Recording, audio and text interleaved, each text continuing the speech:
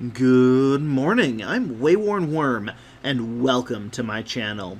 And welcome to the next episode of the Monster Manual Backward, where today we talk about the Scout and the Druid, as we continue our way through Appendix B. So the Scout is a medium humanoid, any race, any alignment, has leather armor, 16 hit points, 30 speed, plus 0 strength, plus 2 dex, plus 1 con, plus 0 intelligence, plus 1 wisdom, plus 0 charisma, skilled in nature, perception, stealth, and survival. With a high passive perception, knows any one language, challenge rating 1/2, has keen hearing and sight. The Scout has advantage on wisdom perception checks that rely on hearing or sight, which, I will note right here, I think every single perception check I have ever called for relies on either hearing or sight. So your Scout will essentially always have advantage on perception checks, unless smell comes into it for some reason. I don't think taste or feeling will ever really be used for perception checks, but I say that knowing full well that if I were sitting down at the gaming table and made that assertion, that would be the session where it comes up and someone wants to make a perception test based on taste. So they get multi-attack, which means they can make 2 attacks with either their melee weapon or their ranged weapon. So they can use both. However, the way it's worded, they can only make 2 ranged attacks or 2 melee. There's no one of each. But there are definitely certain monsters in this book that we will get to where it will have a ranged attack and a melee attack, and the multi-attack will only let them do 2 of one of their attacks, not the other. So 4 attacks is a short sword and a long bow, using the dexterity because that's what it's skilled in. Scouts are skilled hunters and trackers who offer their services for a fee. Most hunt wild game, but a few work as bounty hunters, serve as guides, or provide military reconnaissance. And we'll get back to this little... I hate to call these paragraphs, because they're mostly not. They're mostly just 1 or 2 sentences. We'll get back to that in a little bit. So, I know I've said this in every single episode, and I'm going to continue saying it until we get through Appendix B, because this applies to every single entry in Appendix B. The first thing you want to do if you're looking to change this stat block is give it a race. If you give it normal human and give a plus to every ability, that's going to give them a bonus in strength, it's going to give them a bonus in intelligence, it's going to give them a bonus in charisma, and it's going to up their wisdom bonus, which is going to make their perception better, and their survival, for that matter. So there were reasons why you'd want to give even just normal human. If you didn't want to go with the normal human traits, you could go with the variant. 2 different ability scores of your choice increased by 1. I'd definitely put one of those into wisdom, and then the other one into either strength, intelligence, or charisma. Because if you put it in dexterity or constitution, that's not going to give you another bonus. So it's essentially wasted. You get an extra skill. I would actually probably give them, like, animal handling. And then maybe, like, a companion animal. And then you get a feat. And there are so many different feats that you could give a scout. Depending on where exactly you want to take, what role the scout is taking. There are a couple that you wouldn't want to give it, like War Mage, or stuff like that, because it's not a spellcaster. But there's a lot that you could play around with. Now, if you wanted to go with just the absolute, this is going to be the best fit, a Wood Elf. Because as an elf, it increases its dexterity by 2, which gives it a plus to both of its attacks, makes its stealth better, and then it puts 1 in, as a Wood Elf, it gets plus 1 wisdom, which is going to bump its wisdom up, it's going to make its perception better, it's going to make its survival better. So, as a Wood Elf, that is going to give you probably the most bang for your buck in getting abilities higher that are good for it. And then also it will bump up the base speed a little bit and give it the Mask of the Wild, where it can hide in the wilderness, just sort of period.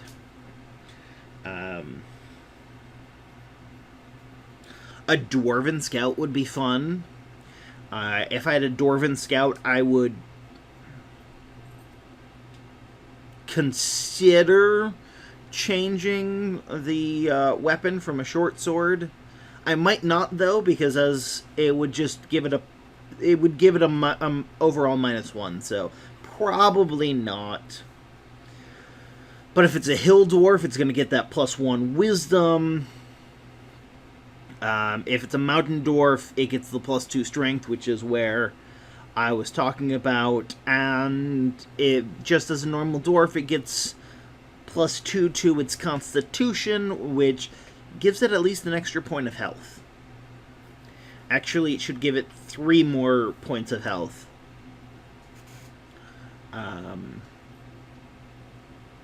So yeah, just going with different races. Halfling to get the lucky trait, that would be fun. Or like a half-orc scout that, as you're battling him, you do that killing blow, and then the half-orc resilience comes in. It's wonderful. Now, if I was going to use this in a combat encounter, I probably wouldn't put it by itself, as its challenge rating 1/2. If I did, it would probably be as either a Wood Elf that ambushes. It starts its turn making its 2 longbow attacks, and then it runs away. Then at the start of its next turn, it would use its movement to move again, out of the way, use its action to stealth. So every other turn, it would be firing twice, and would essentially be running away the whole time. That would be interesting. Or I would use the variant human and give it an animal companion. So it ends up functioning similarly to a ranger. That's probably where I would go if I was making it a solo monster. But I probably wouldn't. It would either act as an archer for, like, guards. Maybe add in the Acolyte, the Scout, the Guard, and maybe the Tribal Warrior, or the Berserker. And that could be your low-level NPC party if you didn't want to give them character classes. Would I do really anything to make it stronger? Maybe. Yeah, there's always giving it more health, upping its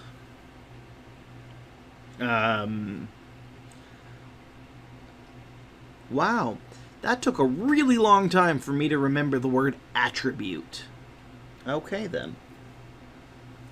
Upping its attributes, maybe giving it some ranger abilities, because the Scout seems to be the NPC version of a ranger. So that's probably where I would go with it to make it harder. If I had a group, a low-level group that had really screwed the pooch, to the point where the law would be after them after they left a town, maybe a group of scouts acting as bounty hunters would be hired to track them down and take them in, maybe dead or alive, maybe alive.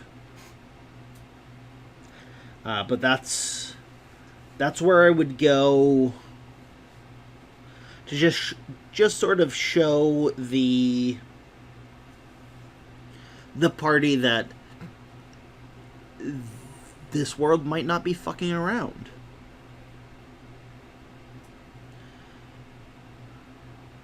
Yeah, that's probably all I would do is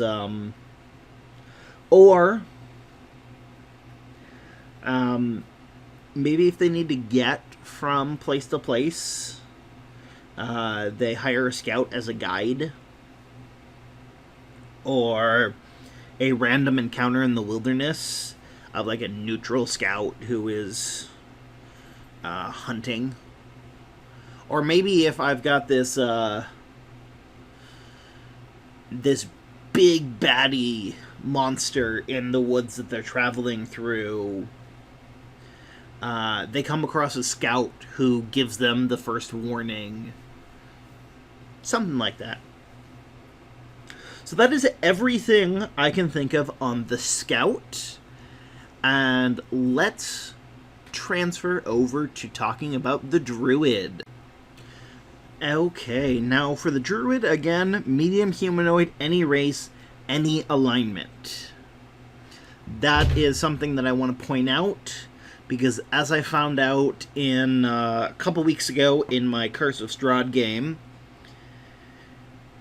there are plenty of players who are more familiar with past editions where druids cannot be, say, evil.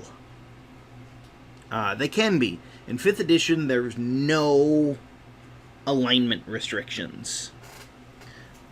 So, the druid has an armor class of 11, but it's 16 if it's cast Bark Skin, and unless you have surprised the druid, assume it has Bark Skin.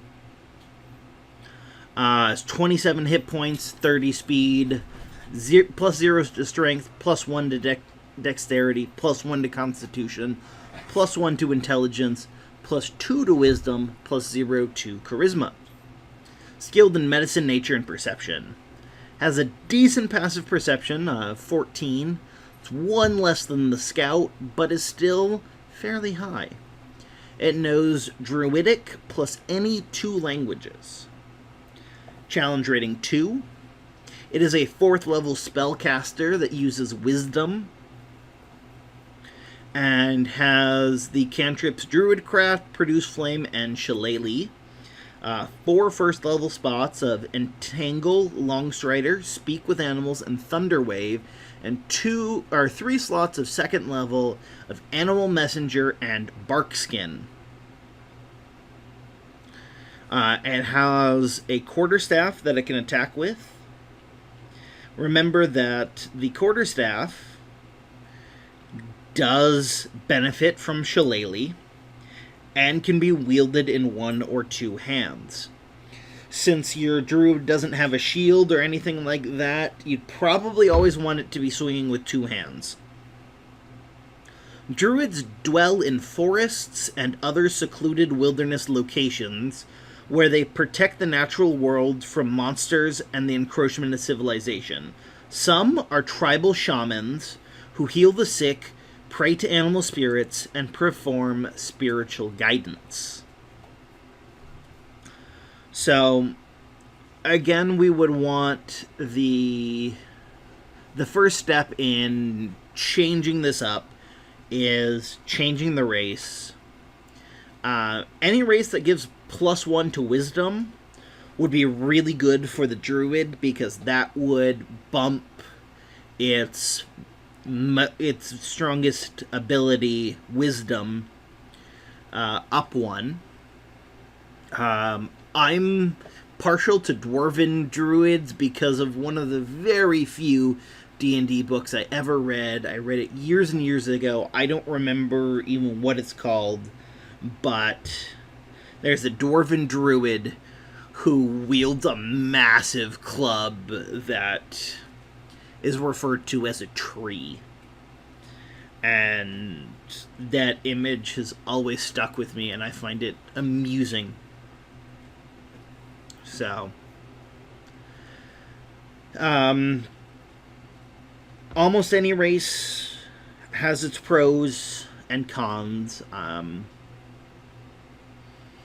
mean, variant human would be good. Give it, like, Warcaster or one of the other casting-focused feats. I would actually probably give it, like, Stealth or something as the extra skill. It's not really gonna... It's only gonna bump up about half of your stats to the next plus, but Wisdom is one of them, so... normal human, variant human, whichever you pick, your wisdom will go up. Unless you, If you do variant human, you should pick wisdom, is all I'm going to say with that. Another way to change the druid, which would be really easy, go to the druid class spell list in the player's handbook. Pick different cantrips, pick different first level spells, pick different second level spells. For example, I'm looking at its 3 slots of second level, and how I would use those would be 1 slot goes to Barkskin, and then the other 2 slots would probably go to casting Thunderwave at second level. Or maybe not. Looking at Barkskin again, it is a concentration spell. It lasts for an hour, so probably want to save at least 1 slot for Barkskin. I don't know. The first level spells, I would probably spend them on Entangle and or Thunderwave. Thunderwave does a fair amount of damage, pushes the creatures. Entangle, you get to pick a 20-foot by 20-foot square and make that area difficult terrain. Unless they fail a strength saving throw. If they fail the saving throw, then they're restrained. But every time I've ever used Entangle, they've made the saving throw. It's only a DC 12. So, with a DC that low, I'm not really sure that you would want it. Yeah. It's not that awesome. Although, if your wisdom was up by 1 and you had a +3, then it'd be DC 13 +5 to hit. And that just makes it 5% more likely that they're going to fail the strength saving throw of Entangle. But, I mean, your tank is probably got a +3, somewhere between a +3 and a +5 strength. So, at a +3, they've got a 55% chance of saving. They have a 65% chance at a +5. So, I mean, over half the time, if you drop Entangle on your tank, they're going to save it. So, yeah, that what I would do is I would change some of the spells around. I don't know which ones. I probably wouldn't change the quarterstaff, because although you could change it to, like, a club, clubs are worse than quarterstaffs. Just straight up worse. And you want to keep wood weapons because Shillelagh. What Shillelagh does is it makes a club or a quarterstaff do 1d8 damage. Also makes it magical. And you use your spellcasting modifier instead of your strength for damage. So actually, they would probably just wield their quarterstaff one-handed with Shillelagh. Because the bonus of doing it two-handed is you get a d8, and Shillelagh's going to give that to you. So actually, if you wanted to give it a club, sure. They just would have to cast Shillelagh pretty much first thing. So, yeah. If it doesn't have Barkskin up on the first turn, that's how it would spend its first turn. Although Shillelagh is a bonus action, remember you cannot cast 2 spells in a turn, even if one is action and one is a bonus action. That is explicitly not allowed. So how would I use a druid?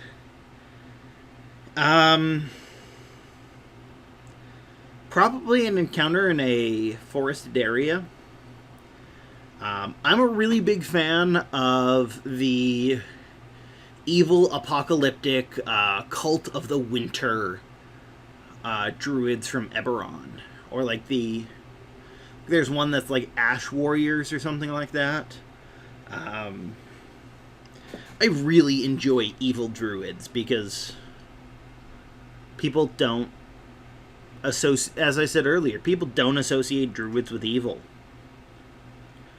Yeah, they're just a really woodsy people that, well, not necessarily woodsy, but they're just there to protect the land. Or you could have one joining our earlier NPC adventuring party. Druid could be their spellcaster.